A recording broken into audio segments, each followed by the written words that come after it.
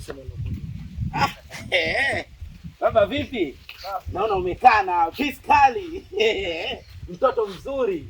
Unampa maneno tu matamu. Kumpi atakumpa vikashata, akumpa vibuyu. Sio shemeji yangu sasa mkono mtupu. Mkono mtupu wa ulambu. Anakula vengi huyu kuliko dawa. Unampa vitu gani bwana? Wewe upo eti. Mtoto mzuri kama wewe umtoe kidogo, mtafutie mapera, umtafutie madafu. Unaonaje? Mapera kitu unampeleka mjini. Unampeleka mjini wakati hata baskeli huna. Twende huko kaliangala vipera shoki. Twende huko. Unafuata makabe?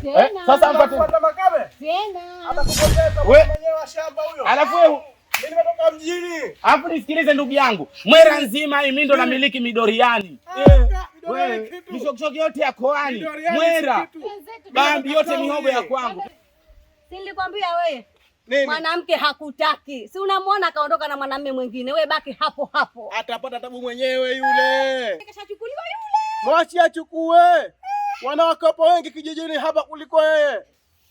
Kwa mwanamke yule. Wana bado hujapata mwanamke na ingepata mwanamke mzuri wewe. Kwa nini ukasema hivi? Unajua mwenyewe. Mwachi achukue, wanawake wapo tele hapa kijijini hapo kwa naumia, lakini haya. Makame utakuonyesha. Makame utakoma. Si vizuri.